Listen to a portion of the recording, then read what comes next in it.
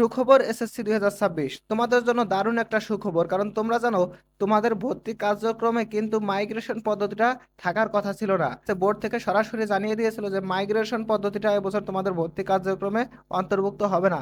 কিন্তু তোমাদের প্রতিবাদের ভিত্তিতে অনেকে অনেক মাধ্যমে সোশ্যাল মিডিয়ায় তো বিশেষ করে অনেক প্রতিবাদ হয়েছে। এই প্রতিবাদের কারণে শিক্ষা বোর্ড থেকে সিদ্ধান্ত নেওয়া হয়েছে, না আমরা মাইগ্রেশন পদ্ধতিটা রাখবো। তাহলে তারা মাইগ্রেশন পদ্ধতিটা রাখছে, এই বিষয়টা তারা জানিয়ে দিয়েছে।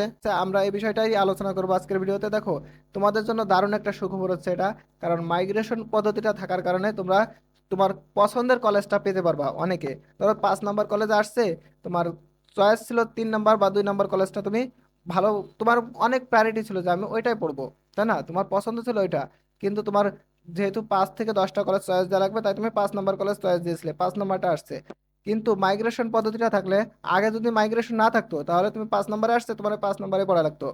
কিন্তু মাইগ্রেশন পদ্ধতিতে থাকার কারণে অনেকের কিন্তু উপরের দিকে কলেজে চলে যাবে। অনেকের 4 নাম্বারে চান্স পাইছে, তার কিন্তু 1 নাম্বার কলেজেও চলে যেতে পারে। ঠিক আছে, উপর দিকে যাবে। আশা করি বুঝাইতে পারছি। তাহলে তোমাদের জন্য দারুণ একটা সুখবর হচ্ছে এটা। এবং এখানে একটা কথা উল্লেখ রাখছে তারা, যে 23 তারিখে, অর্থাৎ তোমাদের ভর্তি কার্যক্রম কিন্তু দ্রুতই শেষ হবে। তারা যে জানিয়েছিল যে আবেদন 10 তারিখ পর্যন্ত চলবে, 2 তারিখ থেকে, এটাই তারা রাখছে। এবং ক্লাস শুরু হবে 23 তারিখে, এটাই তারা রাখছে। ঠিক আছে, অর্থাৎ দেখো, 2 সেপ্টেম্বর থেকে তোমাদের আবেদন শুরু হবে, চলবে 10 সেপ্টেম্বর পর্যন্ত।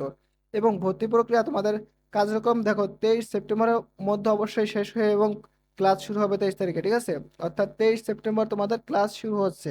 এখনো পর্যন্ত এটাই সিদ্ধান্ত আছে, শুধুমাত্র মাইগ্রেশন পদ্ধতিটা তারা অফ রাখছিল, সেটা তোমাদের প্রতিবাদের ভিত্তিতে অন করে দিচ্ছে যে মাইগ্রেশন রাখবো আমরা।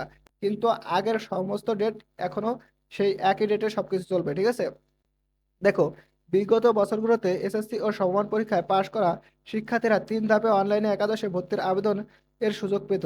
তবে এবছর প্রথম পর্যায়ে একবারই সুযোগ পাবে। ঠিক আছে, অর্থাৎ প্রত্যেক বছর 3বার আবেদন করা যাইতো, কিন্তু এবছর সেই একবার আবেদন করার সুযোগ দিয়েছিল তারা, সেই একবারই থাকছে।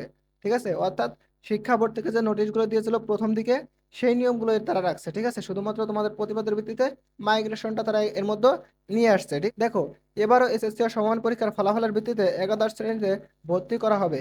কোনো ভর্তি পরীক্ষা হবে না, কেন্দ্রীয়ভাবে অনলাইনে আবেদন নেওয়া হবে এবং শিক্ষার্থীদের ফলাফল, পছন্দক্রম ও প্রযোজ্য ক্ষেত্রে কোটা বিবেচনা নিয়ে ভর্তির জন্য মনোনয়ন দেওয়া হবে। অর্থাৎ এখানে কিন্তু একাদশ শ্রেণীতে ভর্তির ক্ষেত্রে অনেক সময় কোটা কাজ করে, অর্থাৎ মুক্তিযোদ্ধা, জুলাই কোটা, প্রতিবন্ধী কোটা, তোমাদের যদি কোটা থাকে সেটা উল্লেখ করে দিবা। দেখো, ঢাকার নটরডেম কলেজ সহ কয়েকটি প্রতিষ্ঠান ছাড়া দেশের প্রায় সব কলেজ বা মাদ্রাসায় এ ভর্তি পদ্ধতিতে একাদশ শ্রেণীতে ভর্তি করা হয়। অর্থাৎ ঢাকার নটরডেম কলেজ সহ অনেক কিছু, বেশ কিছু কলেজ আছে যারা ভর্তি কার্যক্রম, ধরো বিশ্ববিদ্যালয়ে যেভাবে ভর্তি পরীক্ষা দিতে হয়, এভাবে ভর্তি পরীক্ষা নিয়ে থাকে, তোমরা সকলেই জানো। দেখো, এবছর তারা 10 সেপ্টেম্বর পর্যন্ত তারা আবেদন সম্পন্ন করতেছে। এবং যারা বোর্ড চ্যালেঞ্জ করবা, রেজাল্ট পরিবর্তন হবে, তারা 12 থেকে 13 সেপ্টেম্বর পর্যন্ত আবেদন করতে পারবা। এবং তোমাদের ফলাফল যাচাই বাছাই শেষে 20, 21, 22 সেপ্টেম্বর ভর্তি কার্যক্রম শেষ হবে এবং 23 সেপ্টেম্বর থেকে ক্লাস শুরু হবে। সর্বশেষ আপডেট এটাই।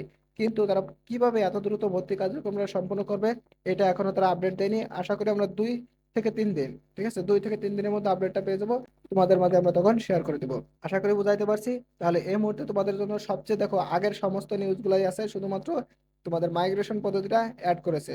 ঠিক আছে, এখন সর্বশেষ আপডেট আসলে আমরা 2-3 দিনের মধ্যে আশা করি আপডেটটা পেয়ে যাব, তোমাদের তখন জানিয়ে দেবো। সেজন্য অবশ্যই আমাদের পেজটা ফলো দিয়ে রাখবা এবং ইউটিউব থেকে দেখলে সাবস্ক্রাইব করে রাখবা।